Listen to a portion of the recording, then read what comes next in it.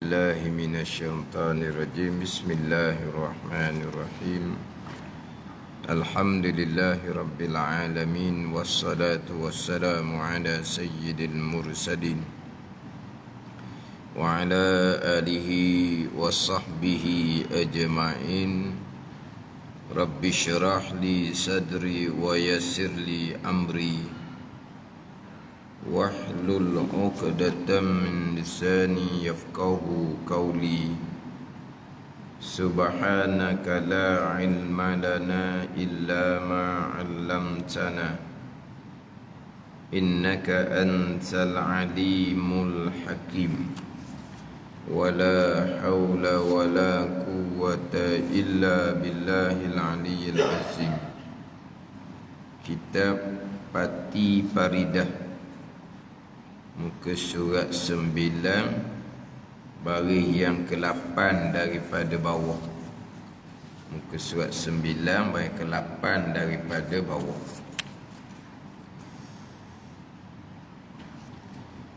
Qala al-muallifu rahimahullahu ta'ala wa nafa'ana bi'ulumihi amin. Melantik rusul-rusul dan memperlihat oleh Allah akan zatnya, akan zat Allah. Tajuk dia melantik rusul-rusul. Jadi ra, sin, lam. Beza dengan ra, sin, waw, lam. Ra, sin, waw, lam. Rasulun, seorang rasul. Ra, sin, lam. Rusul, ra bagi depan, sin bagi depan. Rusulun, ramalah. Di rusul ni ramah. Dia rasulun, seorang. Rasulani, dua orang. Rusulun, jamak. Dia ada mufrad, tasniyah, jamak. Orang putih dia ada dua, singular, plural. Dia ada dua je. Adapun bahasa Arab dia ada tiga. Satunya mufrad, kemudian tasniyah, dua. Jamak, tiga ke atas. Jadi ra, sin, waw, lam itu mufrad. Rasulun, ra bagi atas, seorang rasul. Kalau tasniyah, dua orang. Rasulani, dua rasul. Kalau jamak, rusulun, ra bagi depan, rusulun. Dia ginilah, macam kitabun, satu kitab. Kitabani, dua kitab. Kutubun, banyak. Kutub, kutub kanah apa? Kutub, mana apa kutub? Kitab. Ada gitu. Tapi di sini ni ra, sin, lam, kemudian bunga nombor 2. Mana dah kalau bunga nombor 2 tu ra, sin, waw, lam. Rasul. Kalau rusul, jadi tak payahlah nombor 2 tu. Jadi nak baca berbayah ni. Melantikkan rusul-rusul. Jadi apa dia rusul-rusul? Rasul. Ra bagi atas. Kalau ra, sin, waw, lam. Bola rasulun. Rasulullah ada. Muhammadur Rasulullah. Rasulullah. Ra tu bagi atas ni ra, sin, lam, rusul. Melantik rusul-rusul dan memperlihat Allah, ini memperlihat oleh Allah akan zatnya, akan zat Allah. Dan berkata Mu'tazilah, berkata di sini dengan makna beriktikad. Berkata dengan makna beriktikad. Dan berkata Mu'tazilah, beriktikad oleh Mu'tazilah. Mu'tazilah ni golongan-golongan yang terpesong tergelincir daripada jalanan ahli sunnah wal jamaah atau Mu'tazilah. Tapi Mu'tazilah ni, nama Mu'tazilah bukan mereka yang bubuh nama mereka Mu'tazilah. Ahli sunnah wal jamaah lah yang meletakkan nama mereka Mu'tazilah. Bukan mereka yang menamakan puak mereka sebagai puak Mu'tazilah, bukan. Macam beginilah bandingan contoh ajaran sesat. Adakah mereka yang menamakan mereka ajaran sesat? Tak. Mereka mengatakan mereka lah ajaran sebenar. Hak kita ramai-ramai ni lah ajaran sesat. Jadi letak nama mereka tu ajaran sesat. Mana apa ni? Pihak ahli sunnah wal jamaah lah yang meletak bahawa puak ni puak ajaran sesat. Bukan puak mereka yang kamilah ajaran sesat. Bukan. Sama juga Mu'tazilah. Bukan mereka kata mereka Mu'tazilah. Bukan nama mereka. Ni contoh. Golongan Mu'tazilah yang menafikan perkara jahat qada Allah, mereka panggil golongan mereka adalah Ahlut Tauhid wal Adli. Nama dia. Mereka namakan puak mereka dengan Ahlut Tauhid wal Adli. Ahli Tauhid dan Ahli Adil dia panggil. Ahlut Tauhid wal Adli. Ahli Tauhid dan Ahli Adil. Yang kita panggil mereka Mu'tazilah. Golongan yang terpesong daripada jalanan Al-Quran dan hadis Nabi SAW, kerana mereka menafikan perkara jahat datang daripada qada dan qadar. Tapi mereka namakan puak mereka adalah Ahlut Tauhid wal Adli. Sebab apa wal Adli, adil? Sebab mereka beranggapan ahli sunnah wal jamaah yang berpegang perkara jahat, kufur dan maksiat datang daripada qada dan qadar, sampai masa berlakulah perkara kufur dan maksiat yang diqada qadarkan oleh Allah. Siapa yang akan dihukum di hari akhirat? Orang yang kufur, orang yang melakukan maksiat, yang mana kekufuran yang dilakukan, maksiat yang dilakukan hak Allah juga, qada qadar Allah. Maka berlakulah qada qadar Allah. Berlaku Allah hukum orang yang kufur dan maksiat yang datang dari qada dan qadar, zalim gitu Allah Taala. Ini Mu'tazilah. Maka mereka kata hak adilnya perkara jahat bukan qada dan qadar, sendiri pilih, sendiri dihukum, baru adil. Mereka panggil mereka Ahlut Tauhid wal Adli. Barulah adil sungguh dia kata. Seseorang yang kufur dan maksiat dibakar dalam neraka kerana apa? Kerana kufur dan maksiat yang pilihan mereka sendiri, yang bukan qada Allah Subhanahu wa taala. Allah hanya mengetahui. Baru betul, baru adil. Ini Mu'tazilah. Jadi nama puak mereka adalah Ahlut Tauhid wal Adli. Jadi bagi mereka hak ahli sunnah wal jamaah ni berpegang perkara jahat, kufur dan maksiat qada Allah juga. Jadi jatuh Allah ni seperti zalim. Dah kufur dan maksiat seseorang qada Allah. Bila Allah mengqadakan pasti berlaku. Masya Allahu kan wa man lam yasha' lam yakun. Itu hadis Nabi SAW. Barang yang dikehendaki oleh Allah pasti berlaku. Barang yang tidak dikehendaki oleh Allah pasti tidak berlaku. Sebab kalau barang yang dikehendaki oleh Allah tiba-tiba tidak berlaku, jadi lupa lala Allah Ta'ala ni pula. Allah kehendak, tapi sampai masa Allah tak lakukan, jadi lupa lala. Macam kita lah. Kita yang rancang, kita yang atur. Sampai masa kita tak melitah pun. Orang telefon tanya mana ni? Allah tak ingat. Tu apa? Lupa dan lala. Kita yang atur, kita yang susung. Pada masa kita tak mari. Kenapa? Kerana kita lupa lala. Jadi perkara yang Allah Ta'ala tentukan pasti berlaku. Perkara yang Allah Ta'ala tidak tentukan pasti tidak berlaku. Perkara jahat Allah tentukan pasti berlaku.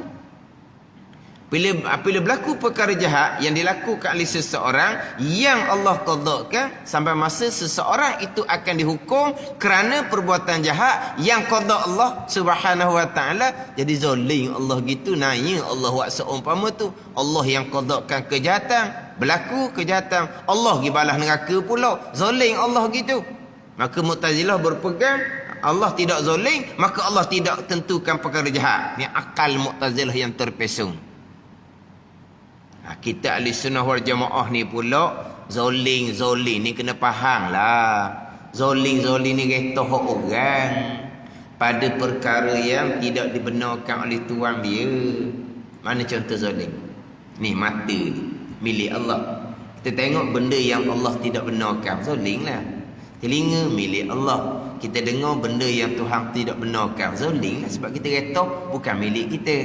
Lidah ni milik Allah. Kita berkata dengan perkataan yang Allah marah, zalim lah. Sebab kita kata milik Allah pada perkara yang Allah marah, zalim lah. Dan sekarang ni Allah kata milik siapa? Milik dia. Dia nak jadikan seseorang tu beriman, syurga kurniaan. Allah nak tentukan seseorang tu kufur maksiat, bunuh neraka, itu keadilan Allah Subhanahu wa taala. Ini kita ahli sunnah. Tak ada timbul zalim. Sebab apa? Sebab Allah kata hak dia. Apa nak zalimnya pula? Hak dia belaka. Manusia ni hak dia. Allah nak retah, nak tentukan jadi baik syurga, kurniaan. Allah nak retah, nak tentukan jadi kufur dan maksiat, bunuh neraka, keadilan. Nanti disebut keadilan tu. Nak tolak Mu'tazilah lah. Mu'tazilah kata adil, perkara jahat bukan qada Allah. Tak, perkara jahat qada Allah, adil lah, hak dia. Pada kita kan dua tu kan kita disebut sama kan. Masuk syurga dengan kurniaan, dimasukkan ke dalam neraka dengan keadilan. Bukan kita sama yang kita disebut. Dimasukkan orang mukmin beramal soleh ke dalam syurga dengan kurniaan, fadli daripada Allah. Dimasukkan orang kafir, orang yang melakukan maksiat ke dalam neraka dengan keadilan Allah. Ni dua ni kekeh semua ni. Dimasukkan ke dalam syurga dengan kurniaan, dimasukkan ke dalam neraka dengan keadilan. Ingat baik ni, dua-dua ayat ni nak tolak Mu'tazilah belaka ni. Dua-dua ayat ni dengan kurniaan, dengan keadilan. Dua-dua ayat ni untuk tolak Mu'tazilah. Mu'tazilah ni orang beriman yang beramal soleh, wajib Allah bubuh syurga. Ahli sunnah tak kurniaan, tak ada wajib atas Allahnya. Orang yang kafir maksiat dimasukkan ke dalam neraka, walaupun kafir maksiat itu qada Allah, itu keadilan Allah, hak dia. Mu'tazilah kata kalaulah sebagaimana akidah ahli sunnah, kufur dan maksiat qada Allah berlaku, kemudian Allah bubuh neraka, itu bukan adil, zalim. Itulah keadilan Allah. Ini kita ahli sunnah. Jadi masuklah syurga dengan kurniaan. Nak tolak Mu'tazilah, Allah Ta'ala masukkan orang mukmin beramal soleh ke dalam syurga, wajib bagi Allah. Dah ada kurniaan, limpah kurnia Allah. Allah kuasa nak memasukkan orang mukmin beramal soleh ke dalam syurga, hak dia. Sebagaimana Allah kuasa nak memasukkan orang kafir yang maksiat ke dalam syurga, hak dia. Harus Allah kuasa.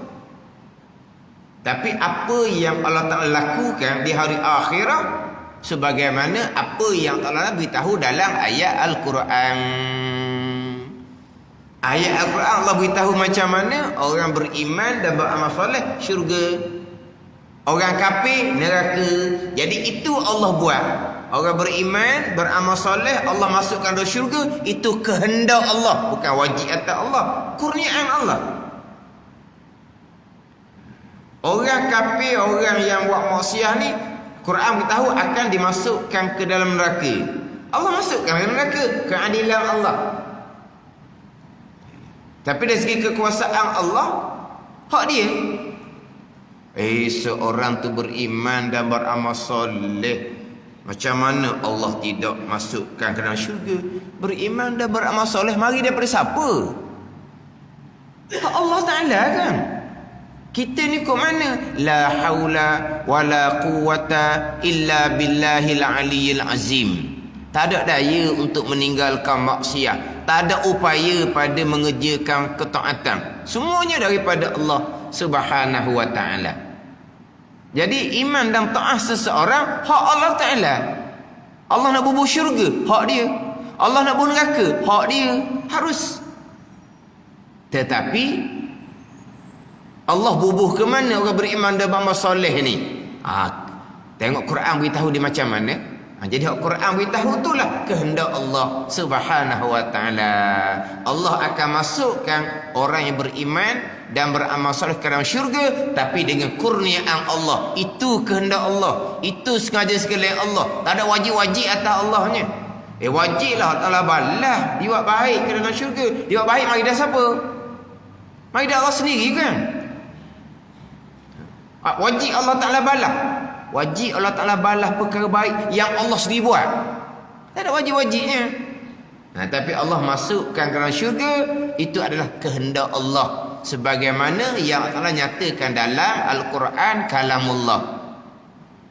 Dari segi kekuasaan Allah, Allah harus boleh. Nak ubuh mana-mana pun boleh. Tapi kena faham dah di sini.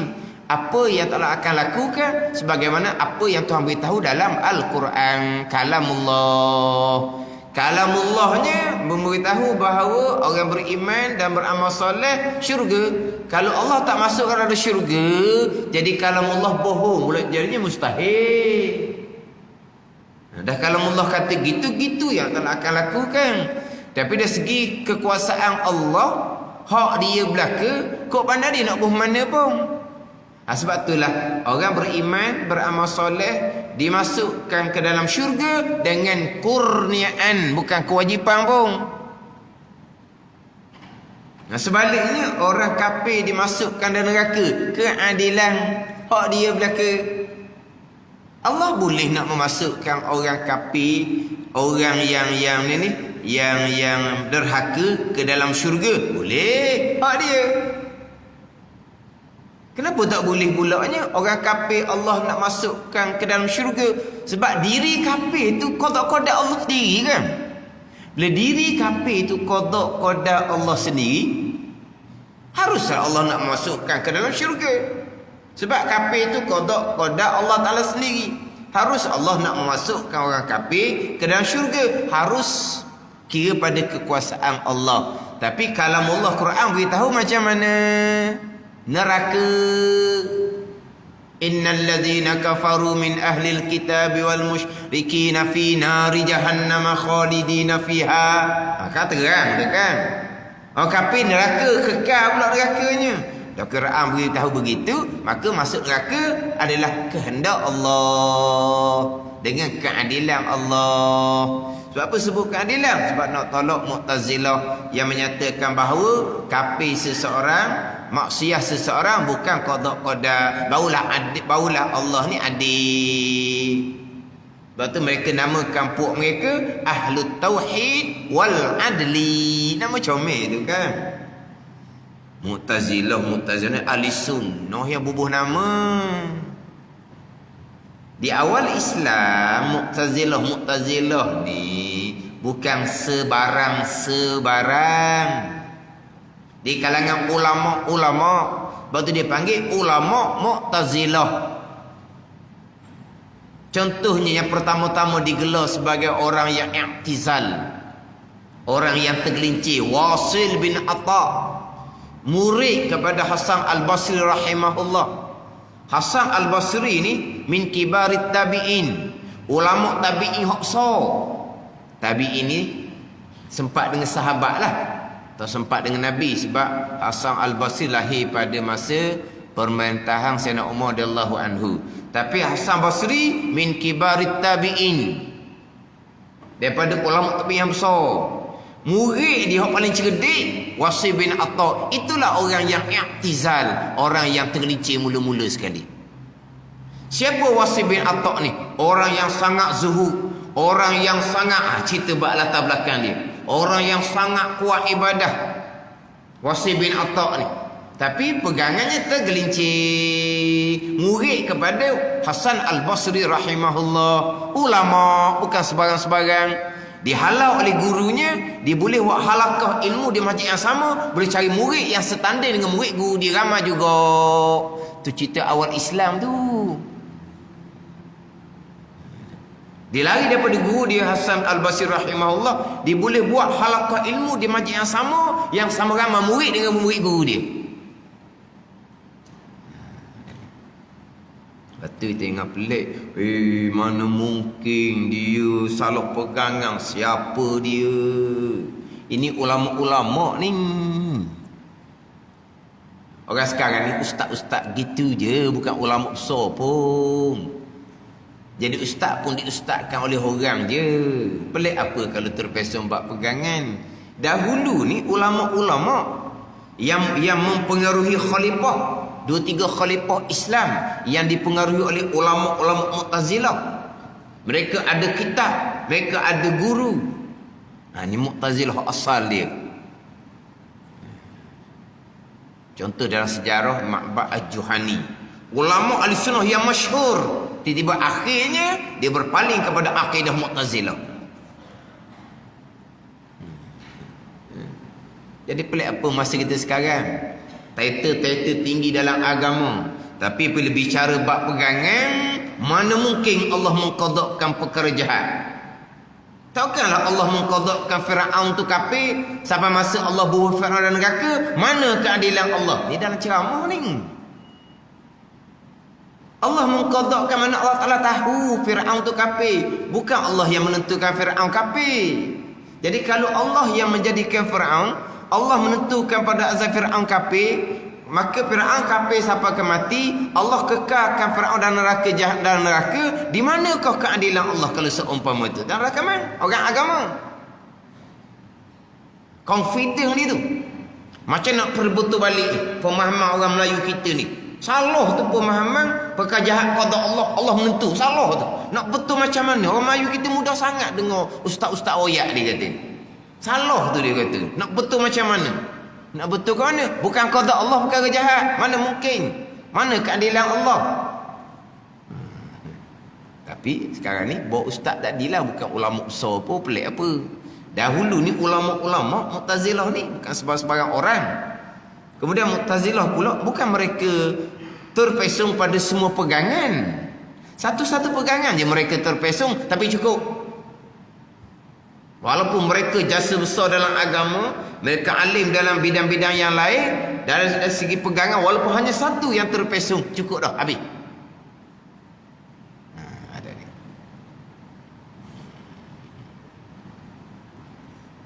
Lepas tu kita macam sebut semua tu lah, kena ambil faham molek satu. Hak bab qada dan qadar tu.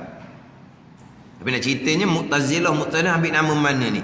Ahlussunnah yang bubuh Mu'tazilah. Mu'tazilah nama besar ni dan kita dalam kaum Marbawi. Mu'tazilah ni ada 20 fahaman yang berbeza pula. 20 fahaman yang berbeza pula. Hak Mu'tazilah ni sendiri.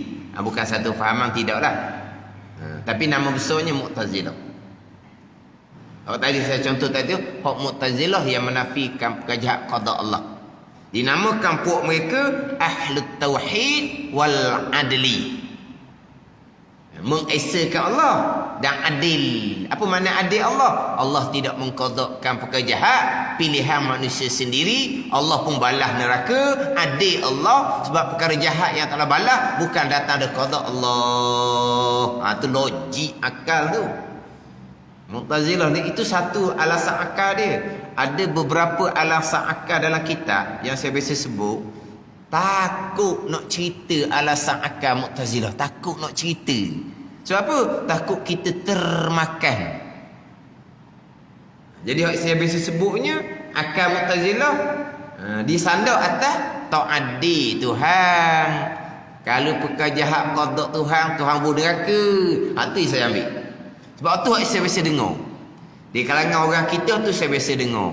Oh, kalau gitu ustaz, perkara jahat qada Allah sampai masa berlaku Allah pun neraka. Naya dah aci ya. Dia guna ayat tu. Ni sungguh ni. Naya dak aci. Zalim lah maksudnya dah. Samalah. Oh kalau perkara jahat qada Allah berlaku, Allah balas pun neraka. Oh naya gitu kita. Dak aci ya Tuhan. Jadi perkara jahat yang dihukum kita dia yang qadakan. Oh dak aci ya gitu. Jadi naya dak aci tu sama dak dengan zalim. Sama dah. Naya dak aci. Zalim kan dah. Tapi dah dengar lagi ayat zalim tu. Ayat naya tak aci. Lepas tu saya akan guna biasanya alasan Mu'tazilah. Hak zalim tu je lah. Dia ada lagi beberapa alasan Mu'tazilah yang memang jadi Apa jadi? Logik dengan akal. Ayat Al-Quran, hadis Nabi mereka tolak. Sebab apa? Tak selain dengan akal. Hak rukun iman kena Nabi bersabda terang-terang tu, wa tu'mina bil qadari khairihi wa syarrihi tu kan baik jahat. Hak Tuhan belaka kan? Dah akal tak boleh terima hak jahat Tuhan. Dia pusingnya. Dan kalau kita buka dalam kitab-kitab besar, bukan akal saja Mu'tazilah ni digunakan untuk menafikan perkara qada Allah, bukan didatangkan beberapa ayat Quran sebagai dalil bagi mereka, tapi salah pemahaman mereka, tapi mereka menggunakan ayat Quran juga. Sebab tu kata masa kita ni dengan kita lemah ni, Tuhan tidak qadakan kepada kita orang yang betul-betul bijak pandai bawa akidah Mu'tazilah secara terbuka, tak ada. Sebab tadi tu ada yang berlaku-berlaku tu ada lah. Mana secara terbuka memang makan dia lah. Kalau fardu takdir lah, maknanya ulama Mu'tazilah di awal Islam hidup masa kita ni pakai ikut dia belaka lah. Sebab kita lemah sangat. Tapi lemah kita, ujian pun tak seberat ujian orang pada masa dahulu. Dia gitulah. Tapi bila ujian tu berat, Tuhan uji kepada orang yang kuat-kuat. Bila kita ni lemah, ujian pun taklah sekuat sebagaimana ujian hak dahulu. Tapi walaupun ujian tu tak kuat mana, tapi rebah dah. Gitu je kita ni. Ya sungguh. Nanya tak aci ayat mulut. Hak menafikan pekerjaan qada Allah, ayat mulutnya nanyalah kalau gitu. Dah aci lah Tuhan kalau gitu. Perkara jahat Allah qadakan pasti berlaku. Bila berlaku Allah pergi balas pula pun neraka. Siang lah gitu tak aci gitu. Lepas tu saya biasa guna hak alasan Mu'tazilah, dia kata tak adil. Kalau perkara jahat qada Allah berlaku, Allah hukum pun neraka. Itu je saya ambil. Itu pun yang kadang-kadang pusing juga.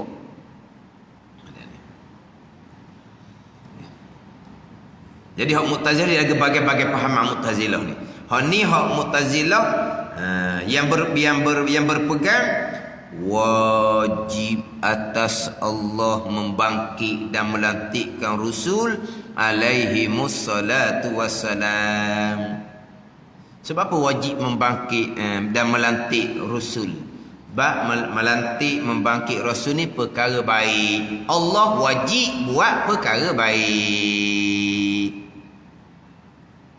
Ahli sunnahnya macam mana? Maka yang sebenar kita i'tiqad ahli sunnah wal jamaah harus jua bagi Allah membangkit segala rasul-rasul. Harus Allah bangkit rasul ni semata-mata limpah kurnia Allah untuk memudahkan kita terima agama Allah. Limpah kurnia tak wajib. Allah lantik rasul ni kehendak Allah, sengaja sengeleng Allah. Tanpa Allah utuskan lantik rasul, Allah nak kehendak jadi beriman belaka, beriman belaka juga. Allah lantik rasul di Mekah 13 tahun. Berapa ratus je yang masuk Islam beriman dengan rasul. Hak ramai-ramai ribu-ribuan lagi tu tak terima Nabi sallallahu alaihi wasallam sebab peringkat nak bunuh Nabi. Yang tak terima Nabi tu keluarga Nabi, kawan-kawan Nabi, jiran-jiran Nabi. Hak kenal Nabi zahir dan batin, hak sebaik-baik manusia, tak terima juga. Nak ceritanya hak Allah Ta'ala. Sebaliknya kita ni 1400 tahun lebih dah boleh terima mudah-mudah hak Allah Ta'ala.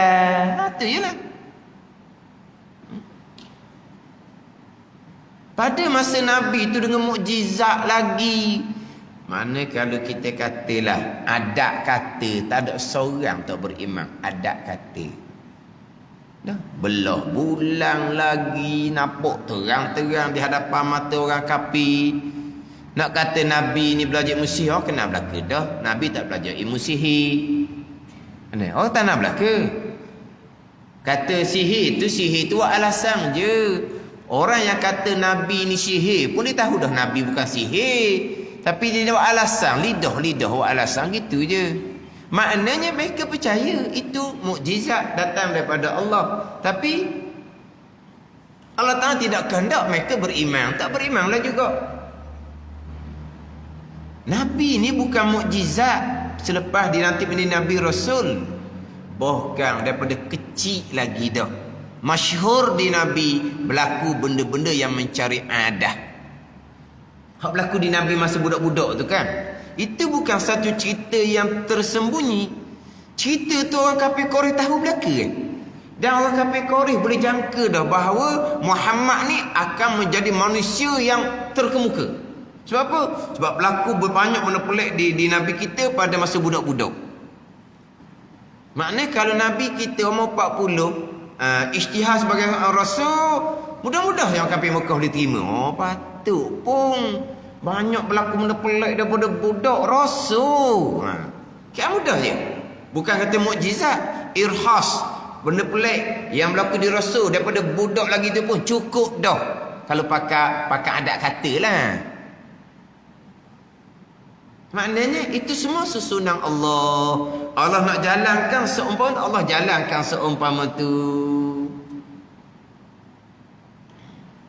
Tapi segala-gala datang daripada Allah, kehendak Allah. Harus Allah nak melantik Rasul, dan harus Allah tak mahu melantik Rasul. Allah melantik Rasul, sebahagian besar yang tidak beriman, harus sebagai Allah, hak dia. Sebahagian kecil saja beriman, hak dia. Tiba-tiba orang Madinah, orang yang negeri lain, tiba-tiba nak sambut Rasul, nak terima Rasul, letak sebagai ketua pula dah. Nabi kita orang Mekah, bukan orang Madinah. Dah. Orang Madinah nak lantik Nabi sebagai ketua di Madinah. Akad janjian akan mempertahankan Nabi. Orang luar suku sakat pula, mudah-mudah terima Nabi. Itu bahagian masing-masing. Qada qadar Allah Subhanahu wa ta'ala. Sebab itulah dia Mekah Madinah ni lah. Mekah Madinah ni, Mekah orang kampung tidak terima, Madinah orang kampung luar terima. Samalah macam kata pondok besar, pondok orang kampung seorang pun tak ada ngaji dalam tu. Anak orang kampung seorang tak ada atau belajar dalam tu. Tapi orang mari mana ni? Orang luar mari peramal. Gitu je lah. Tak pelik tu. Kan? Sepatutnya dah pondok tu besar, tu tuan alim, orang kampung lah pakai atau belakang pergi ngaji pondok. Senang, boleh ulang alik ayah duduk pondok. Jadi makan pun di rumah. Seorang tak ada. Dah orang ramai dalam tu. Orang luar, bukan orang dalam, bukan orang kampung tu. Tak gitulah. Orang Mekah tak terima, orang Madinah boleh terima. Pelik apa? Sama juga orang kuliah, gitulah juga. Kuliah walaupun bunyi gepa macam mana pun, orang dekat tak ambuh, orang jauh no. Tu bahagian masing-masing. Gitu je. Bahagian masing-masing. Dalam surah Al-An'am ayat 125, ayat ni biasa saya suruh ingatlah ayat ni. Surah Al-An'am ayat ke-125. Ingat mulai ayat tu. Ayat tu dalil baik, jahat, qada. Wa tu'mina bil qadari khairihi wa syarrihi, tu hadis sahih Muslim, hadis. Baik, jahat, qada. Ayat Quran surah Al-An'am ayat ke-125. Allah Ta'ala berfirman, "Faman yuridillahu an yahdiyahu yashrah sadrul Islam." Maka sesiapa yang menghendaki oleh Allah akan bahawa memberi hidayah oleh Allah akan sesiapa nescaya Allah Ta'ala akan melapangkan, membukakan dadanya, hatinya untuk peluk agama Islam. Tuan buka, terima mudah-mudah macam orang Madinah. Sebaliknya, wa man yurid an yudillahu yaj'al sadrahu dayiqan haraja ka'annama yas'adu fis sama'. Dan sesiapa yang mendaki oleh Allah akan bahawasanya menyesak oleh Allah Ta'ala akan sesiapa? Siapa yang menyesakkan? Allah lah. Wa man yurid an yudillahu, dan sesiapa yang mendaki oleh Allah akan bahu menyesak oleh Allah akan sesiapa? Yaj'al sadrahu dayiqan haraja, nescaya menjadi Allah Ta'ala akan dadanya, akan hatinya sempit, tak nampak kebenaran. Walaupun Nabi itu depan-depan mata, tak nampak.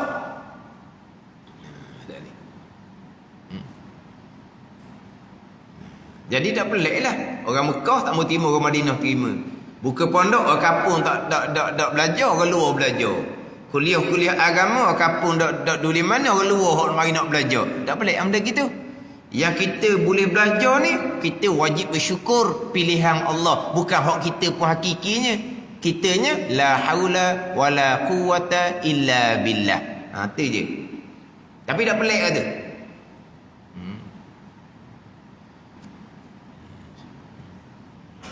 Kadang-kadang hak ada di masjid pun ada di masjid. Hak ada di masjid, orang berkenaan masjid, orang mengajar, dia isap rokok je belakang tu bersembang. Dia tak duli kuliah. Dia orang berkenaan dah. Bersembang belakang. Isap rokok pula belakang. Lepas tu kondeng pula orang ngajar. Orang ngajar gini. Pandai dia pula. Tu biasa je nak. Mana dia orang dalam tu tambuh.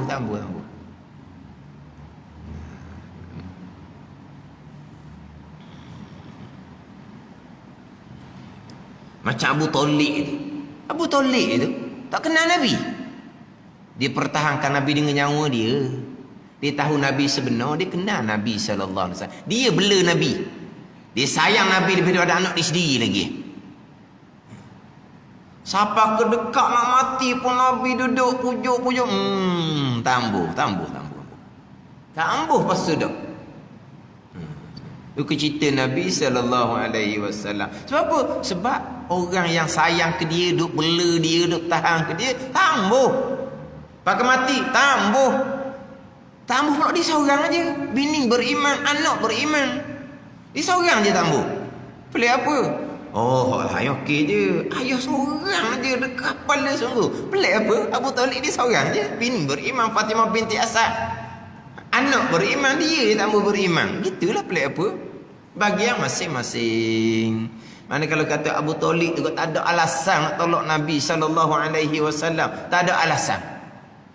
Siapa yang cerita kepada ni Abu Talib? Hak kata Nabi ni akan jadi rasul, kena alik, takut nanti kan Gisham tu lah, takut orang kenal Nabi akan buat khianat ke Nabi. Abu Talib tahu dah cerita dia nya. Tahu dah cerita Nabi sallallahu alaihi wasallam ni. Hak kisah pergi Syam tu. Nama apa hak dia punya apa? Rahib tu lah nama apa? Hak rahib masa pergi ke Syam tu. Maknanya kenapa lagi tak mau terima? Bahagian masing-masing. Jadi Allah latih Rasul ni tidak wajib bagi Allah. Kehendak Allah, limpah kurnia Allah. Sebab pada hakikinya perbuatan tidak ada, melainkan hanya perbuatan Allah. Tidak ada hak tauhid pada perbuatan ni, tidak ada. Kesemua yang berlaku perbuatan Allah Subhanahu wa taala. Makhluk tidak ada perbuatan. Itu dipanggil keesaan pada perbuatan. Ini keesaan pada perbuatan ni. Keesaan pada perbuatan dalam kitab Kifayatul Awam, annahu laisa li ahadin minal makhluqati fi'lun li annahu ta'ala al-khaliqu li af'alil makhluqat minal anbiya'i wal malaikati wa ghairihima. Apa makna keesaan pada perbuatan? Makna keesaan pada perbuatan ialah bahawasanya tiada bagi satu pun daripada makhluk perbuatan, tidak ada. Kerana sesungguhnya Allah Ta'ala lah yang menjadikan sekalian perbuatan makhluk. Perbuatan makhluk mana Allah jadikan? Perbuatan Nabi-Nabi, perbuatan Allah. Perbuatan malaikat, perbuatan Allah. Bukan perbuatan Nabi, bukan perbuatan malaikat, perbuatan Allah belaka. Hak Allah Ta'ala belaka. Semua yang berlaku tu hanya zahir sahaja, macam lakonan sahaja. Hakikinya daripada Allah Subhanahu wa Ta'ala, segala-gala. Jadi lantik Rasul ni kehendak Allah. Allah yang perbuatkan atas limpah kurnia Allah. Tak ada wajib-wajib atas Allah Subhanahu wa Ta'ala, harus pada akal. Tapi Allah melantik itu adalah kehendak Allah pada azal. Hak mana yang beriman tak ramai di Mekah tu kehendak Allah. Hak ramai-ramai kafir tu kehendak Allah. Bukan tak terima saja, nak berperang pula dengan Nabi hak berada di Madinah. Tak payah dah, biarlah. Nabi hijrah dah. Tutup bukulah nabinya. Nabi sebaik-baik manusia. Nabi sebaik manusia, tak ada nak cerita. Nabi ni amanah, tak pernah melakukan perkara daripada budak, bukan selepas jadi Rasul. Kita ni kadang-kadang kemudian baru jadi baiknya. Budak-budak nakal. Nakal lah, ke anak orang tu, ke anak orang ni, curi buah tu, curi buah ni. Masa budak-budak macam-macam perangai. Dah Nabi tak ada. Nabi tak ada. Nabi ni amanah, berjuru daripada budak lagi. Bukan selepas jadi Rasul saja. Mana tak boleh nak cari apa keburukan Nabi. Nabi ni pula lahir daripada mak ayah mana? Abdullah, sebaik-baik lelaki pada masa tu. Aminah, sebaik-baik perempuan pada masa tu. Masyhur sekelamin sebaik-baik manusia. Bukan kata Abdullah ayah Nabi tu, tak berapa nak comel tu. Dah. Pada masa tu orang Mekah ni, lelaki paling baik Abdullah, perempuan paling baik Aminah. Yelah kadang-kadang kan orang ni nak cari kesalahan seseorang tak jumpa, dia bakit keturunan. Ya, nak cari kesalahan seseorang tak jumpa, dia bakit keturunan lah. Ayah dia siapa dulu? Mak dia siapa dulu? Ni ayah Nabi, toki Nabi siapa kata orang-orang terkemuka belaka. Orang-orang yang terkemuka belaka. Orang duduk depan belaka, orang baik belaka. Bukan setakat mak ayah Nabi SAW. Sebab tu kata, kalau kita adat kata gak, tak ada seorang yang tidak beriman. Tiba-tiba orang kemudian kita boleh beriman. Itu qada qadar, bahagia masing-masing.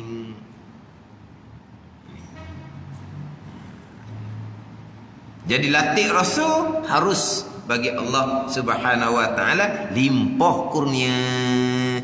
Mu'tazilah dah wajib Allah Ta'ala latih Rasul. Sebab apa? Itu perkara baik, Allah wajib buat baik. Perkara jahat bukan datang dari qada Allah pula dah. Ini Mu'tazilah. Dia jauh lari daripada pegangan ahli sunnah wal jamaah. Itu hak melantik Rasul-Rasul.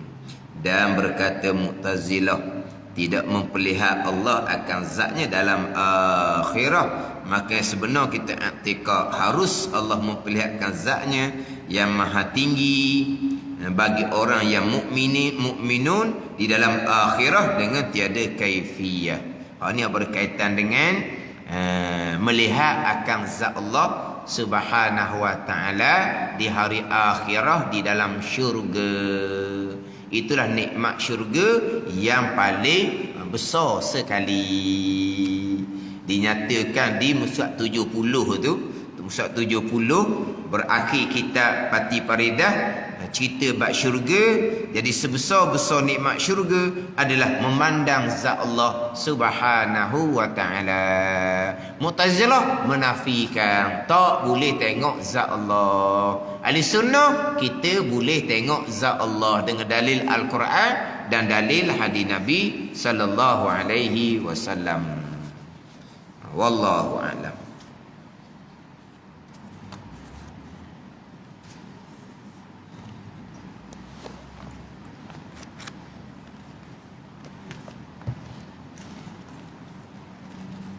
Kitab yang kedua ni lah tauhid juga jadinya.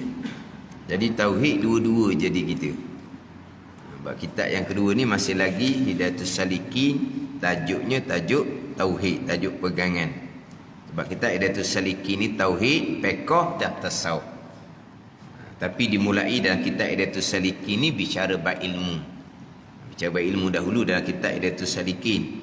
Maksud bab yang pertama bab akidah, kita masih lagi bicara akidah, barulah pergi kepada fiqh, barulah pergi pada tasawuf. Jadi kita jadi dua ni, jadi tauhid belaka jadi.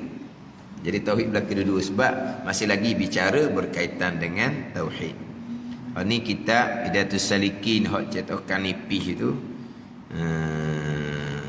Surat 9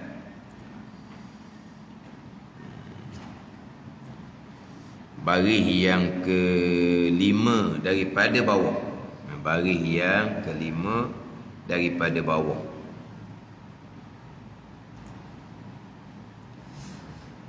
Qala al-muallifu rahimahullahu ta'ala wa nafa'ana bi'ulumihi amin.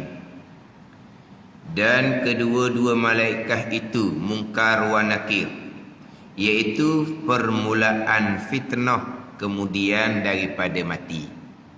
Permulaan fitnah kemudian daripada mati adalah persoalan Munkar dan Nakir.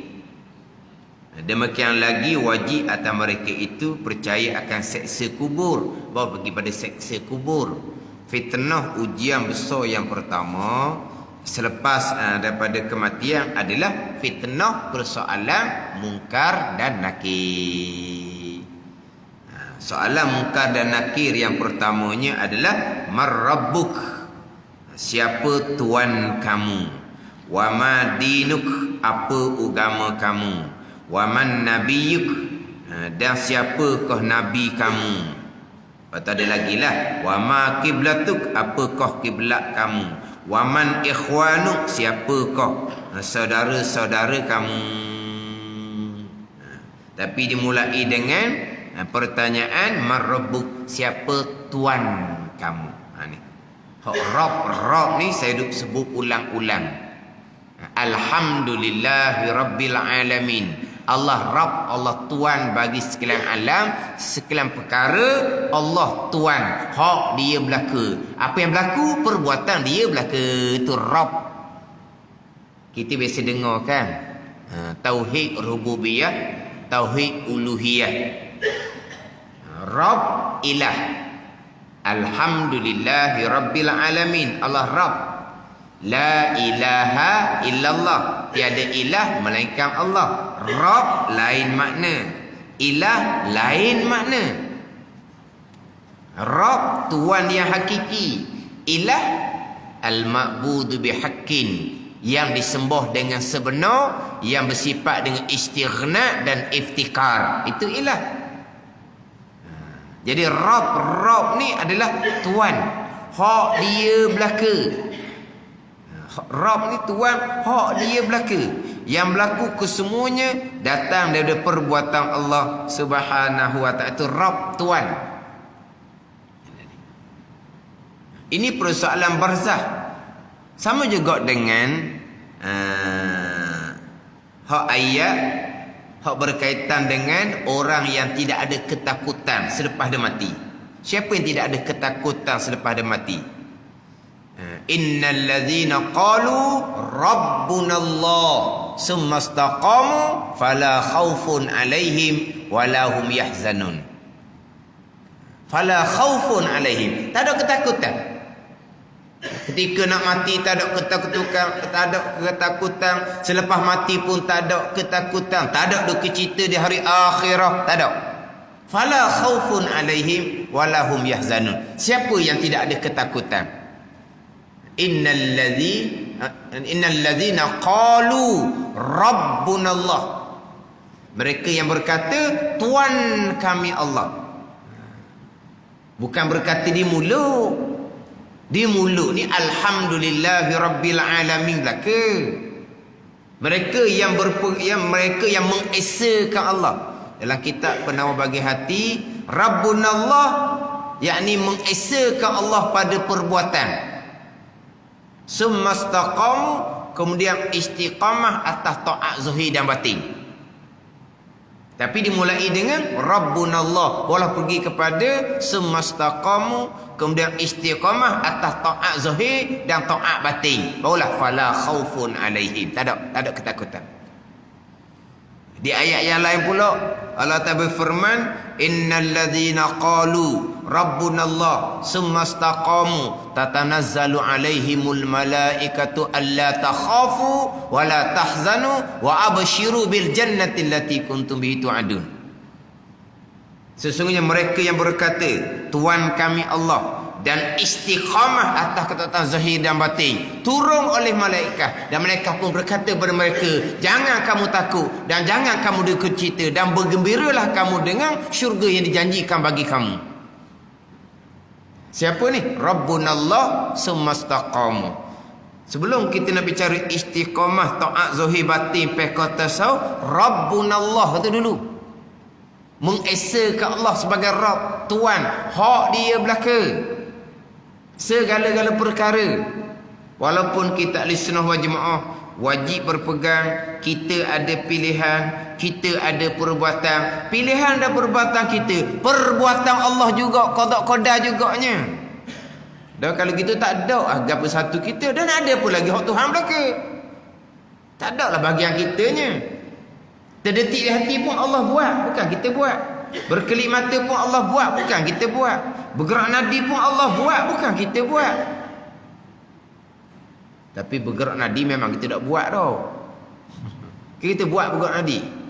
Kalau berkelip mata kita buat, zahir kita buat lah berkelip mata tu. Kita berkelip mata kita buat, dah Allah buat pakai tu. Semua perbuatan Allah tu sahaja pegangan. Percakapan kita cakap asbab, tak ada salah apa pun. Tu saya buat, tu saya buat, tu saya, tak ada salah apa pun. Ingatan di hati tak mari ingat pun kepada perbuatan Allah. Tuan tak ambil salah tu. Tuan tak ambil salah. Hati kita orang awam nak ingat macam mana hukum hakam pun kita dah ingat. Bukan nak ingat pada qada Allah, hukum hakam kita dah ingat. Ingat hukum hakam. Masa kita ngupak kita ingat hukum hakam. Ingat dah. Ingat ngupak haram. Tapi dah ingat apa pun ngupak juga. Lah ingat tu ingatlah. Kadang-kadang astagfirullah bulan Ramadan ngupak saat ni. Astagfirullah. Astagfirullah kena jumpa Tuhan dia minta maaf. Baru minta ampun dengan Allah. Dia ingat astagfirullah tu lepas dia ingat. Mana kita hukum hakam pun kita dah ingat. Riya, ujub, takabur kita biarkan saja. Walah itu haram ijma' ulama. Nak ingat akan qada dan qadar tak dituntut. Tapi pegangan kita tetap dah sekalian perbuatan Allah. Atau banyak kita berpegang Allah sebagai Rabb. Ini persoalan pertama. Kemudian Rabb, kemudian istiqamah atas ketaatan itulah. Barulah tak ada kebimbangan, tak ada ketakutan. Dekat nak mati yang paling besar ujian, lepas dah mati ni barzah. Tak ada ketakutan lah. Malaikat tanya marrabbuk, boleh jawab lah sebab dia orang yang beriman. Istiqamah atas ketaatan zahir dan batin. Tapi kita ni Rabb dengan ilah ni kita terjemah Tuhan. Jadi sebab tu kita dia nak beza. Rabb ni apa makna, ilah ni apa makna. Dia Rabb ni Tuhan yang hakiki, yang menjadikan, yang mencipta, yang memiliki, yang mempunyai, yang segala-gala, yang mendukung, yang menyara. Dia Rabb. Tarbiyah, mendidik tu Rabb tu. Di mana dia banyak Rabb ni. Jadi segala-gala hak dia belaka. Rabbil alamin. Kemudian ayatnya pula dalam Fatihah, iyyaka na'budu wa iyyaka nasta'in, akan dikaya Allah. Ni kami yang sembah, Oh Tuhan kata kami pula sembah, maka wajib berpegang. Kami ada pilihan, kami ada perbuatan, tapi pilihan dan perbuatan kami tetap duduk di bawah alhamdulillahirabbil alamin. Dah kata je. Jadi situ tu macam berlawang tu. Yang pertama alhamdulillahirabbil alamin. Kemudian iyyaka na'budu wa iyyaka nasta'in. Alhamdulillahirabbil alamin. Allah Rabb, semua tu marbuk. yang dimiliki oleh Allah, yang direntah, yang diatur, yang Allah Ta'ala belaka. Tiba-tiba kami pula dah sembah. Tak ada kami sembah dah, Allah yang buat. Kami yang minta pertolongan, tak ada kami dah, Allah yang buat.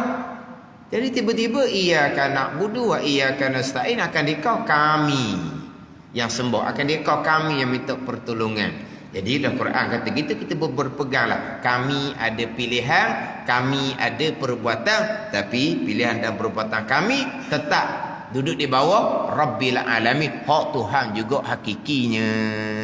Mana hakiki tak ada apa satu, walaupun kita wajib berpegang hamba kita ni ada pilihan dan perbuatan, tidak berpegang hamba ada pilihan dan perbuatan, itu Jabariyah yang tidak berpegang dengan iyyaka na'budu wa iyyaka nasta'in. Akan letak molek dah situ je. Tapi kita nak cerita sini hak Rabb Allah Tuhan. Rabbunallah summastaqamu. Istiqamah atas ketaatan zahir dan batin. Istiqamah bukan celang-celuk, bukan hanya satu-satu masa saja. Istiqamah bukan hanya bulan Ramadan, habis, bukan. Istiqamah atas taat zahir dan batin. Ilmu fiqh kena comel, ilmu tasawuf kena comel, tapi dimulai dengan Rabbunallah. Tuhan kami ialah Allah Subhanahu wa taala. Barulah boleh jawab, "Man rabbuk?" Siapa Tuhan kamu? Allahu Rabbi.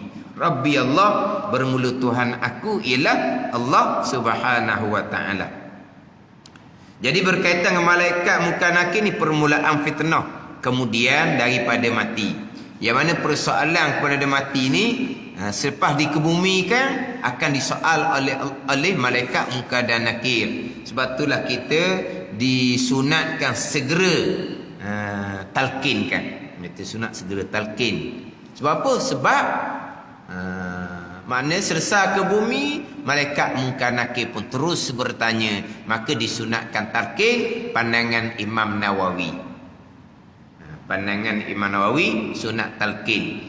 Dalam fiqh Islami wa adillatuh, dalam fiqh Islami wa adillatuh lah, karangan Dr. Wahbah Az-Zuhaili. Kitab fiqh mazhab ni memang masyhur lah. Kalau sebut kata hukum tu ambil mana dalam fiqh Islami wa adillatuh, fiqh pak mazhab. Mana orang pun pakai ada apa? Mana orang skandal lah, ada ni. Orang skandal. Jadi dalam fiqh Islami wa adillatuh di bawah tajuk talqin ba'dal maut. Talqin ba'dal maut. Talqin selepas ke bumi. Dia talqin ketika nak mati, hak tu tak ada khilaf ulama. Hak Nabi kata laqinu mautakum la ilaha illallah. Ajar oleh kamu akan orang nak mati itu dengan la ilaha illallah. Tu kalimatut tauhid dipanggil. La ilaha illallah dipanggil kalimatut tauhid. Yusabbitullahu allazina amanu bil qawli sabit fil hayatid dunya wa fil akhirah. Ni biasa orang baca talqin ni baca ayat ni. Yusabbitullahu allazina amanu bil qawli sabit fil hayatid dunya wa fil akhirah. Menetap Allah Taala akan mereka yang beriman dengan qaul, dengan perkataan yang sabit. Apa dia qaul sabit? Iaitu kalimatut tauhid. La ilaha illallah. Kalimatut tauhid. Allah akan menetapkan akan orang beriman dengan kalimah tauhid ketika hidup di dunia dan di hari akhirah. Boleh jawab persoalan. Memanglah buku talqin tu ajar, tapi akan baca ayat ni. Yusabbitullahu allazina amanu bil qawli sabit fil hayati dunya. Apa perkataan yang tetap? Kalimatut tauhid, la ilaha illallah. Jadi hak laqinu mautakum la ilaha illallah. Ajar oleh kamu akan orang nak mati dengan la ilaha illallah. Itu sepakat ulama. Hak timbulnya talqin ba'da dafni. Talqin selepas ke bumi atau khilaf ulama. Talqin dekat nak mati itu sepakat ulama. Talqin. Kalau kita orang nak mati kan, kita kata talqin lah. Talqin, wanda tak mati lagi. Buku talqin pun tak bawa. Kita tak faham. Talqin ni ajar tu lah talqin. Talqin tu ajar. Orang tu nak mati kan, awak talqin lah dianya. Pening kitanya. Tak boleh kata gitu. Nak kata mana? Ajar ngucap. Ajar ngucap baru pandai. Ajar ngucap. Kalau tu talqin dengan la ilaha illallah. Pengong kita. Sebab apa? Talqin ni kena buka buku selepas ke bumi. Tu talqin ba'da dafni. Talqin selepas ke bumi. Hak ni talqin dekat nak mati. Hak Nabi kata laqinu mautakum la ilaha illallah. Ajar oleh kamu akan nak mati dengan la ilaha illallah. Tu sepakat ulama. La ilaha illallah. Kita sebut ajar ngucap. Ajar ngucap dah tu ngucap. Dia ngucap ni mana? Asyhadu an la ilaha illallah wa asyhadu anna Muhammadar Rasulullah. Ajar gitu? Dah. Jangan dah ajar gitu. Tu dalam drama tu tak mati pun pelakon tu. Tengok filem lain ada pula dia bila mati dianya. La ilaha illallah Muhammadur Rasulullah. Siapa sahaja begitu? Tu mengucap. Bukan sahaja mengucap. Ajar apa? Ajar kalimatut tauhid la ilaha illallah. Itu je. Dan tidak disunatkan tambah Muhammadur Rasulullah. Tak sunat tambah. Kalau tertambah Muhammadur Rasulullah, sunat ulang balik la ilaha illallah. Tak berhenti. Asyhadu tak ada. Dia hak asyhadu ni hak ni. Orang yang nak mati tu orang kafir. Orang nak mati tu orang kafir, kawan kita memang dia nak Islam tau. Tapi dia jadi tunda. Nak masuk Islam, nanti dululah. Maknanya nak ke Islam. Tapi cuma dia tangguh. Hak ni wajib kita ajar dia 2 kalimah syahadah dekat nak mati. Orang yang kita harap dia masuk Islam. Sebab dia memang nak dah ke Islam. Cuma dia masih lagi ada takut ke nanti semula. Nazak dianya. Wajib kita ajar dia. Asyhadu an la ilaha illallah wa asyhadu anna Muhammadar Rasulullah. Mudah-mudahan dia mengucap. Dia mati dalam Islam. Itu wajib ke? Barulah ada asyhadu an la ilaha illallah. Baru ada mengucap tu. Orang Islam dah ni la ilaha illallah je lah. Muhammadur Rasulullah pun tak sunat tambah. Cuma ginilah. Tiap-tiap keadaan yang mana kita hanya disunatkan sebut la ilaha illallah, kita tidak disunatkan tambah Muhammadur Rasulullah. Contohnya tadilah nak ajar orang nak mati ni, maka kita disunatkan ingat di hati akan Muhammadur Rasulullah untuk membezakan kita dengan Yahudi dan Nasara. Sekarang tiap-tiap keadaan yang mana kita hanya disunatkan kata la ilaha illallah, tidak sunat tambah Muhammadur Rasulullah. Selepas kita kata la ilaha illallah, sunat kita hadirkan di hati kita akan Muhammadur Rasulullah. Ada gitu. Jadi di antaranya ni lah, ajar orang nak mati hanya sunat ajar dengan la ilaha illallah, tidak sunat tambah dengan Muhammadur Rasulullah. Jadi Muhammadur Rasulullah kita sebut di hati. Sunat seumpama itu. Contoh ni gini lah, selepas azan dan iqamah, tidak disunatkan tambah Muhammadur Rasulullah. Azan iqamah kan akhirnya dengan la ilaha illallah. Allahu akbar, la ilaha illallah. Tidak disunatkan tambah Muhammadur Rasulullah. Termasuk bila tukang entuk bila yang iqamah pun sama, tidak sunat tambah Muhammadur Rasulullah. Bukan kita orang yang menjawab ni sahaja. Tuk Bilal sendiri pun Allahu akbar, la ilaha illallah. Tuk Bilal tak sunat tambah Muhammadur Rasulullah selu-selu. Tak sunat. Tuk Bilal iqamah pula Allahu Akbar, la ilaha illallah sahaja. Tak sunat tambah di mulut Muhammadur Rasulullah. Hak ni lah sunat ingat di hati Muhammadur Rasulullah. Itu Tok Bilal. Kita yang jawab ni pun sama. Tok Bilal kata Allahu Akbar, kita pun jawab Allahu Akbar. Sebab Nabi suruh kita jawab, faqulu misla ma yaqul. Jawab oleh kamu sebagaimana yang dikatakan oleh tukang bang.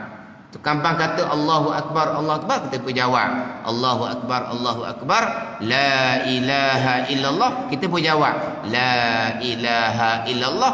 Kita yang menjawab ni tak sunat tambah Muhammadur Rasulullah, tak sunat. Ni kadang-kadang bunyi di speaker Tok Bilal. Allahu Akbar, la ilaha illallah. Lepas tu bunyi selu-selu di speaker Muhammadur Rasulullah. Tak sunat. Tak sunat. Tok Bilal lepas habis azan, Tok Bilal lepas habis iqamah, sunat selawat atas Nabi sallallahu alaihi wasallam, barulah baca doa. Lepas kata la ilaha illallah, tak sunat tambah Muhammadur Rasulullah. Tok Bilal yang iqamah sunat selawat atas Nabi sekali, barulah angkat tangan untuk berdoa. Allahumma rabb hadhihi da'wati tammah. Tapi sebelum doa sunat selawat selepas kata la ilaha illallah. Itu hak Nabi perintah. Kita tak sunat tambah Muhammadur Rasulullah, kita tambah. Nabi suruh selawat, kita tak selawat. Hak orang nak suruh pergi buat. Hak orang nak suruh pergi buat, Allah suruh tak buat. Orang apa? Degilah orang panggil. Hak orang tak suruh buat sangat. Hak orang suruh tak buat. Tak panggil degi. Degi pokok orang panggil gitu. Kau mesti nak sebut degi pokok. Saya budak-budak dulu kalau sebut kata degi pokok kan. Pokok daun ke apa tak tahulah, tapi degi pokok lah. Degi lah. Tak sunat tambah Muhammadur Rasulullah, pergi tambah. Tak sunat tambah tak berdosa, tapi tak sunat. Tepat tu Nabi suruh kata apa tepat tu? Nabi suruh selawat, tak buat. Kan pelik tu kan? Selawat. Sama kita yang menjawab ni. Kita jawab Allahu Akbar, kita pun jawab Allahu Akbar. La ilaha illallah, kita pun jawab la ilaha illallah. Kita pun selawat sekali, walau kita pun berdoa. Sama juga. Tak sunat tambah Muhammadur Rasulullah. Hak tak sunat tambah Muhammadur Rasulullah ni lah sunat kita ingat di hati akan Muhammadur Rasulullah. Cuma tak sunat kata di mulut.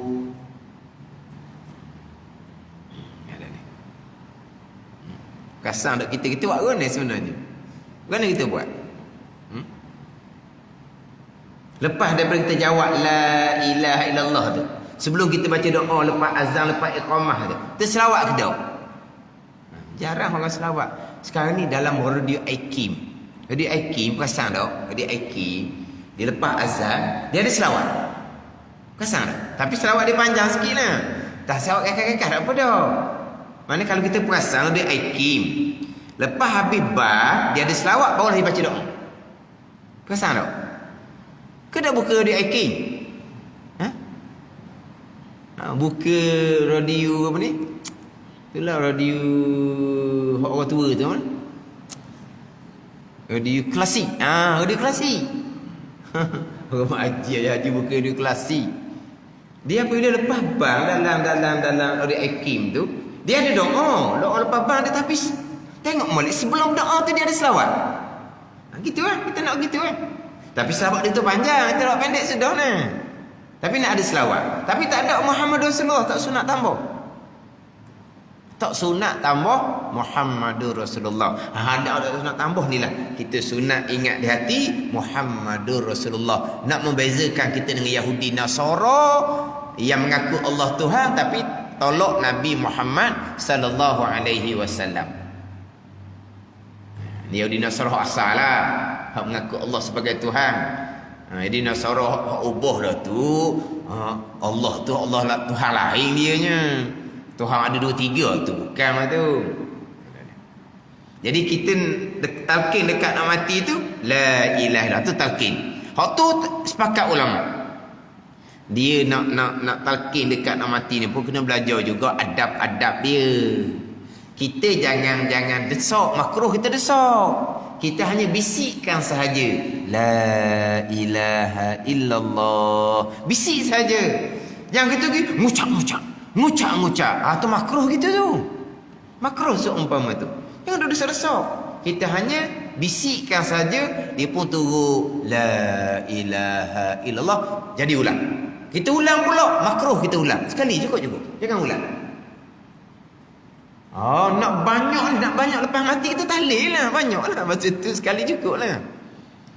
Kemudian sekali ni, lama dah ni. Lepas tu dia senyap. Ajar semula. Dah. Akhir kalam dah tu. Selagi tak cakap, jangan tak ajar. Cukup. Lama dah ni. Dia la ilaha illallah. Dah. Jangan ulang. Ada ni. Dia pun bercakap. Barulah kita ni ajar semula. Ulang balik. Sebab dia cakap kita nak. Sebagaimana Nabi kata, man kana akhiru kalamihi la ilaha illallah dakhala jannah. Siapa yang akhir kalamnya dengan la ilaha illallah, nescaya masuk syurga. Sekarang ni akhir kalam dia la ilaha illallah. Kemudian dia senyap. Tak apa. Tak ajar. Sebab dia akhir kalam dah tu. Dia bercakap barulah. Jadi kalam lain dah, perkataan lain dah. Kita nak akhir kalam pula, kita ajar balik dengan la ilaha illallah. Ajar ni makna apa? Kita sebut di telinga dia. Bukan kita suruh dia kata. Jangan tu makruh. Kemudian sunat pula ajar ni jangan hok makan pusaka lah. Seelok-elok kalau ada orang lain. Ni seelok-elok kalau ada orang lain. Anak makan pusaka, natu tak makan pusaka, sunat tu aja. Anak ada anak lelaki, dia menghabisi pusaka. Cucu ada, cucu yang aja. Sunat dia gitu. Ada ni. Sunat aja tu bukan hak makan pusaka. Tapi kalau tak ada orang lain, anak-anak gila. Tapi kalau tak ada orang lain, anak saja ada situ, sunat kita pilih anak yang paling rapat dengan hak nazak tu. Anak paling rapat, anak bosu ke contohnya. Sebab apa jadi gitu hukum agama ni? Nak melepaskan daripada tohmah. Apa tohmah? Bunyi anak dia, anak sulung dia ajar ngucap, anak aku nak aku mati ni nak gomah pusaka. Ada ni. Takut tohmah gitu. Syarak dijaga belaka. Dia jaga hak ajar ngucap, jangan hak makan pusaka, jangan hak balok. Jangan hak musuh. Hak musuh ajar ngucap ni, patut ajar ngucap dah aku mati cepat dah balok. Ada ni. Kalau tak ada orang lain lah. Tapi kalau masa di nazak tu, seteru dia yang di situ. Seteru nak semua ajar gila. Tapi mana kalau ada orang lain, hak baloh dengan dia tu, tak boleh. Bunuh biar orang lain ajar. Sunat seumpama tu untuk mengelak tohmah. Takut kan dia tak jadi mati kan? Dia tak jadi mati. Masa tengah sedar-sedar tu, kuat kali ajar ngucap nak tersaka kamu ni. Ke mana? Tu dari segi hukum dia sunat je. Mana kalau ada orang lain, ada menantu ke ada orang takkan bersaka lah. Biar hak ni aja. Sunat seumpama tu.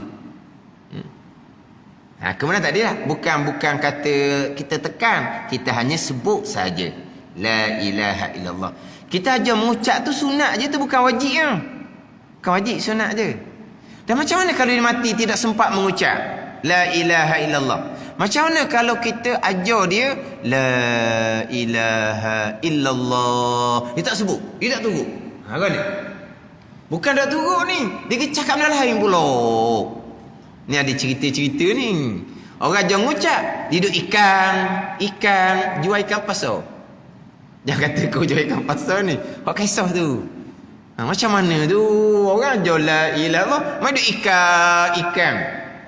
Warna ni kita kena tanggung pada masa tu dia tak sedar. Sebab apa? Sebab sakaratul maut sangat berat. Dia tak sedar. Keluar di mulut dia hak biasa duk banyak di mulut. Tapi dia dah turut mengucap tu, dia bukan kira kepada la ilaha illallah tu, kira kepada akidah masing-masing. Kalau akhir kalam la ilaha illallah, i'tiqad la ilaha tak ada nilai. Tak ada nilai.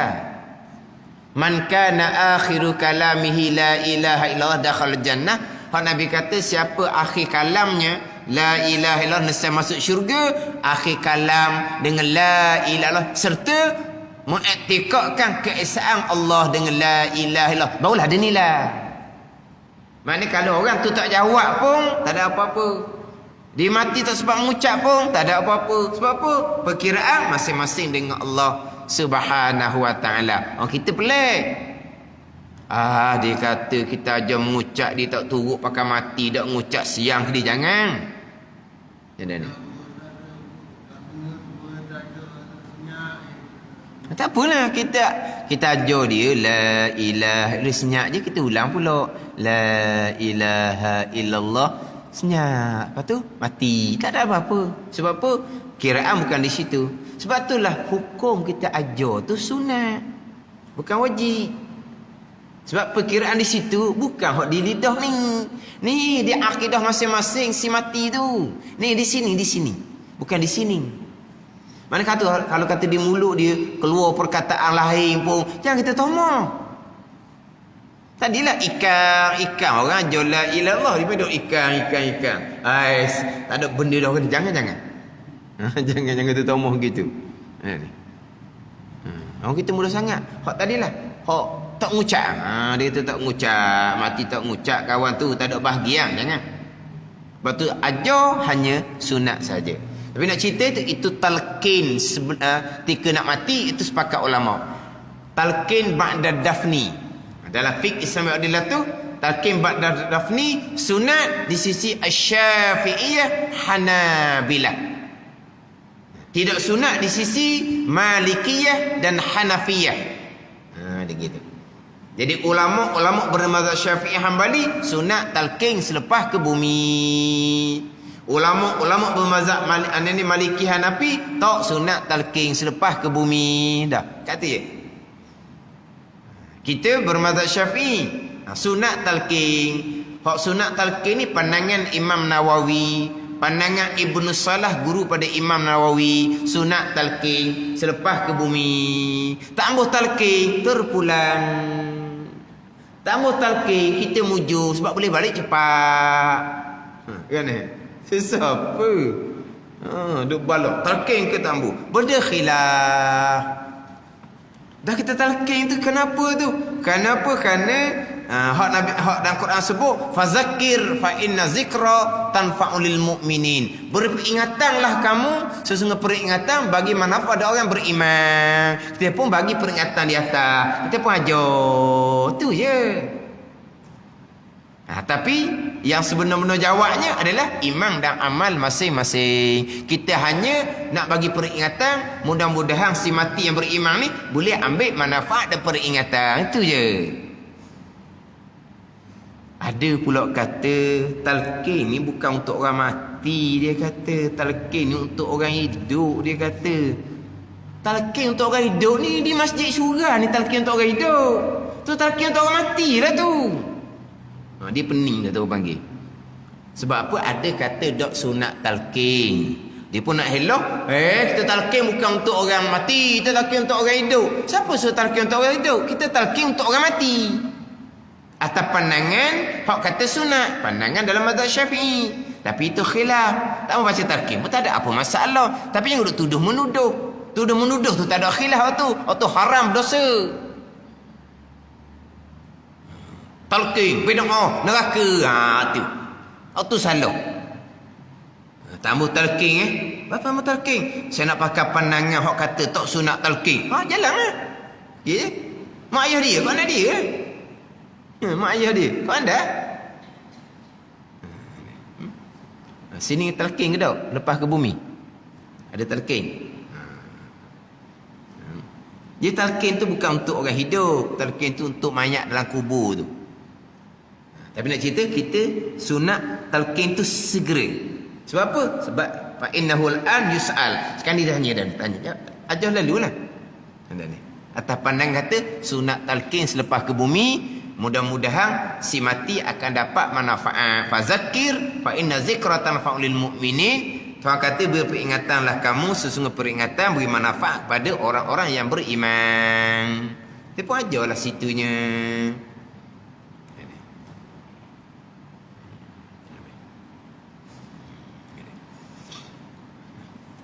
Jadi hak permulaan fitnahnya adalah persoalan mungkar dan nakir. Itu permulaan fitnah selepas daripada mati.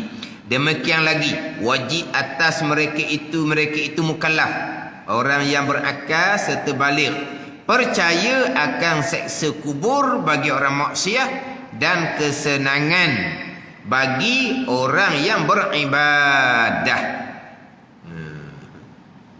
Seksa kubur bagi orang yang maksiat dan kesenangan bagi orang yang beribadah.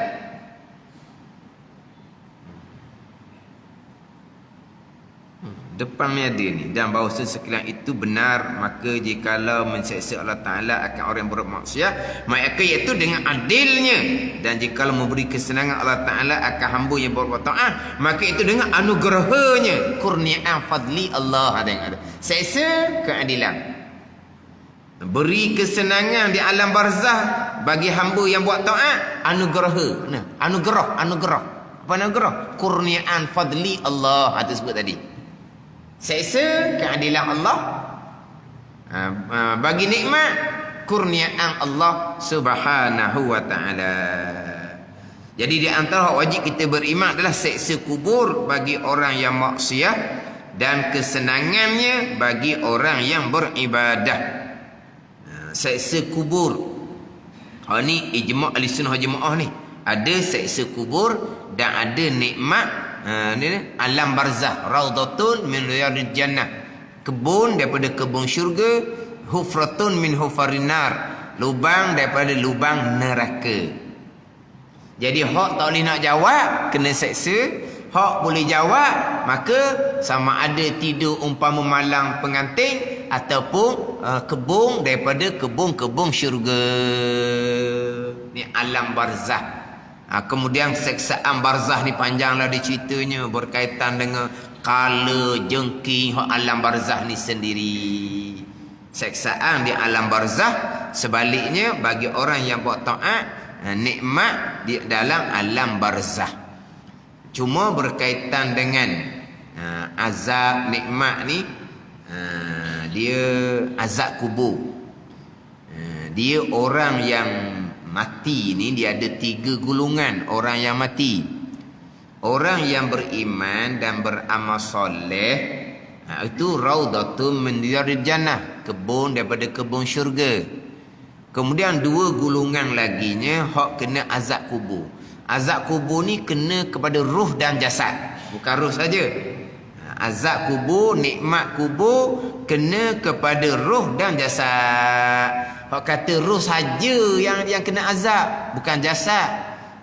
Dia punya ruh saja dapat nikmat. Itu apa ni? Itu perkataan dalam kitab dia kata tidak diiktibar, tak terima perkataan tu, tak pakar perkataan tu. Dia soalan muka dan nakir, soal ruh dan jasad. Kemudian boleh jawab dapat nikmat ruh dan jasad. Tak boleh jawab kena azab ruh dan jasad. Sebab selepas dikebumikan, sebelum malaikat tanya, akan dikembalikan roh kepada jasad badan si mati. Benar-benar munkar dan nakir tanya dia gitu. Bukan tanya hanya roh saja, bukan nikmat ataupun azab barzah roh saja, bukan, roh dan jasad. Kemudian hak berkaitan dengan orang yang diazabkan, dia ada 2 golongan. Satunya azab yang berkekalan, satunya azab yang tidak berkekalan. Azab yang berkekalan ni orang kafir dengan munafik. Orang kafir dengan munafik, azab barzahnya berkekalan sampai ke mahsyar, sampailah ke kekal neraka selama-lamanya. Orang mati kafir, orang mati munafik, azab yang berkekalan selama-lamanya.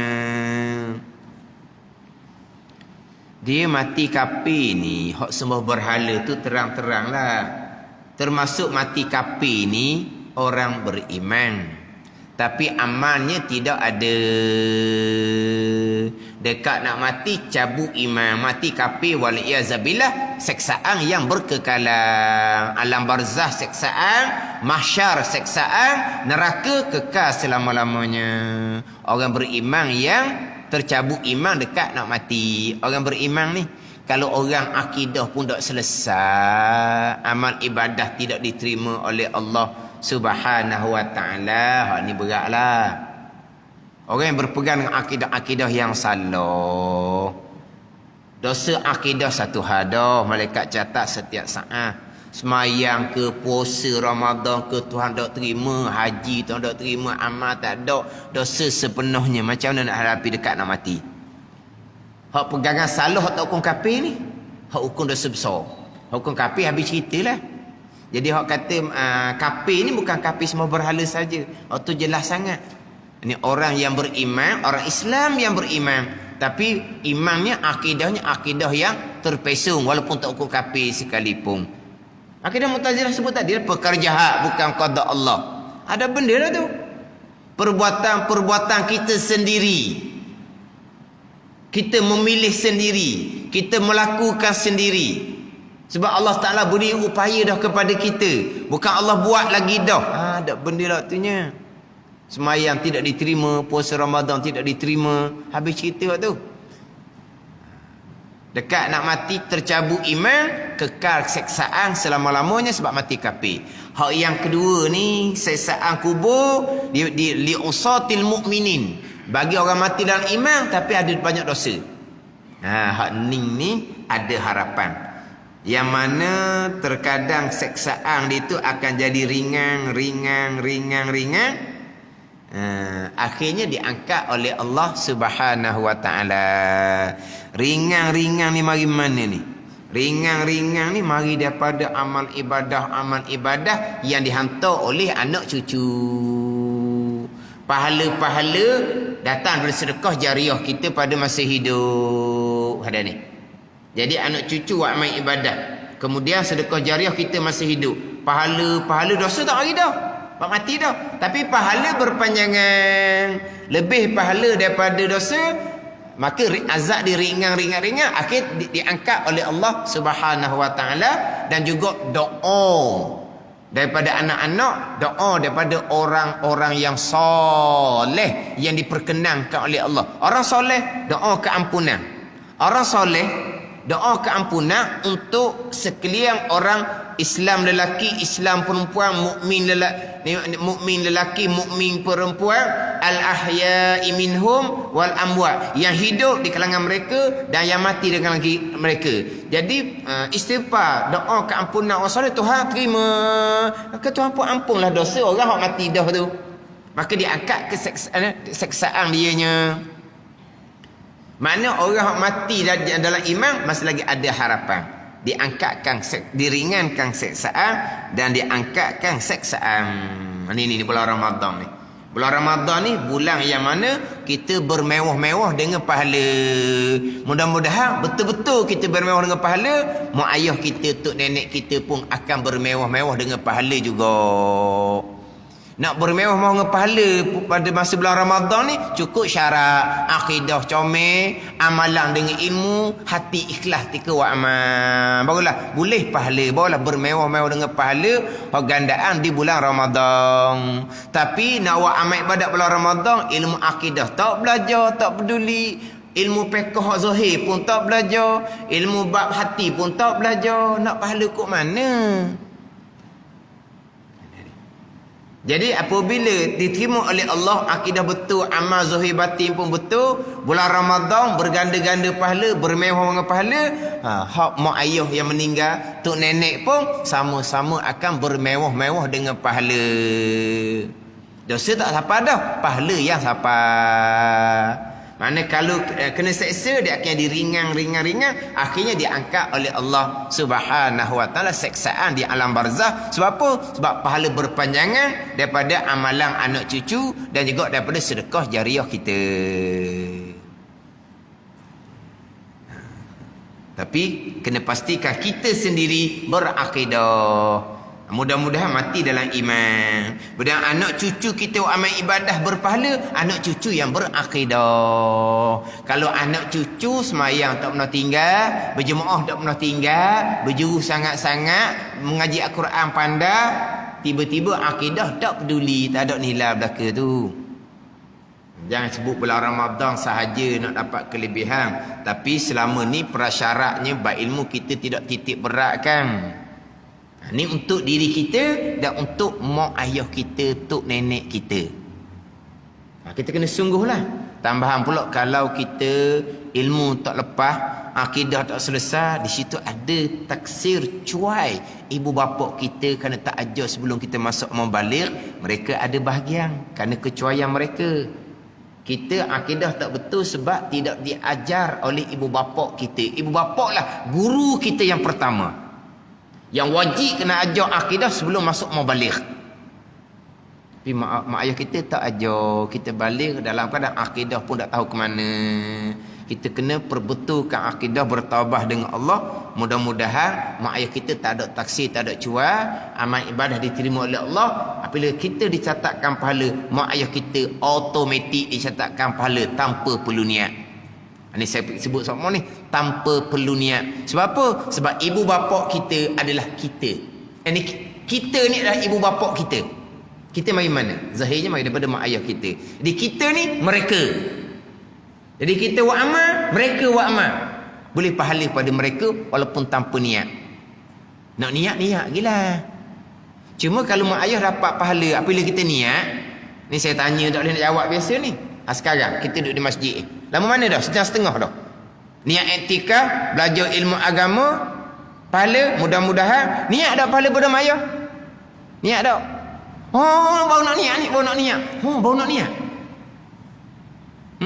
Daripada pagi tadi lagi semayang subuh berjemaah, lepas tu kita besar sendiri pula nak mari kepada kuliah ni. Lepas tu kita mari kuliah ni pula semua pahala belaka tu. Niat dah pahala pada mak ayah? Dah niat. Lepas tu bila pahala mak ayah kita nak boleh pahala? Kalau nak tunggu kita niat? Dah. Tak syarat niat. Tak syarat niat. Kita dapat pahala, mak ayah kita automatik dapat pahala, tok nenek kita dapat pahala, sampai Nabi Adam alaihi salam akan dapat pahala. Tapi kalau tu nak niatlah. Masa derma tu kan, kalau niat ni jadi lebih banyak sikit. Kalau tak niat untuk mak ayah dia RM20 je. Kalau niat untuk mak ayah RM20 juga. Allah doa lalu. Ni nak derma di masjid, niat untuk mak ayah RM1 juga. Banyak sikit. Oh, banyaknya bui RM50 untuk mak ayah ni. Jadi kurang sikit sayang tau. Ke mana? Janganlah niat mak ayah RM20. Tapi niat tau niat. Apa yang kita lakukan kebajikan, kita dapat pahala, mak ayah kita automatik dapat pahala. Itulah faedah anak yang soleh. Mudah-mudahan maknanya kita amalan kita diterima oleh Allah, mak ayah kita pun di alam barzah dapat raudhatun min riyadil jannah, kebun daripada kebun syurga. Janji sama-sama ada iman, janji sama-sama ada akidah. Kalau seseorang mati tanpa akidah, anak soleh 10 orang pun, sedekah jariah 10 hotel masjid pun tidak ada manfaat. Kalau seseorang mati dan kadang kufur kepada Allah, kekal seksaan selama-lama di alam barzah, mahsyar, dan kekal seksaan selama-lamanya dalam neraka Allah. Wal-iyazabillah. Dan bahawa sekalian itu benar, maka jika menyeksa Allah Ta'ala akan orang yang berbuat maksiat, maka itu dengan adilnya. Wallahu a'lam. Bismillahirrahmanirrahim. Alhamdulillahi Rabbil Alamin. Wassalatu wassalamu ala sayyidil mursalin wa ala alihi wa sahbihi ajma'in. Allahumma aftah alaina futuhal arifin. Allahumma allimna ilma akdamin wa fahimna famasabikin warzuqna ruqat talibin. Allahumma zidna ilma wa alhiqna bis salihin. Wa sallallahu ala sayyidina Muhammadin wa ala alihi wa sahbihi wa sallam. Walhamdulillahi rabbil alamin.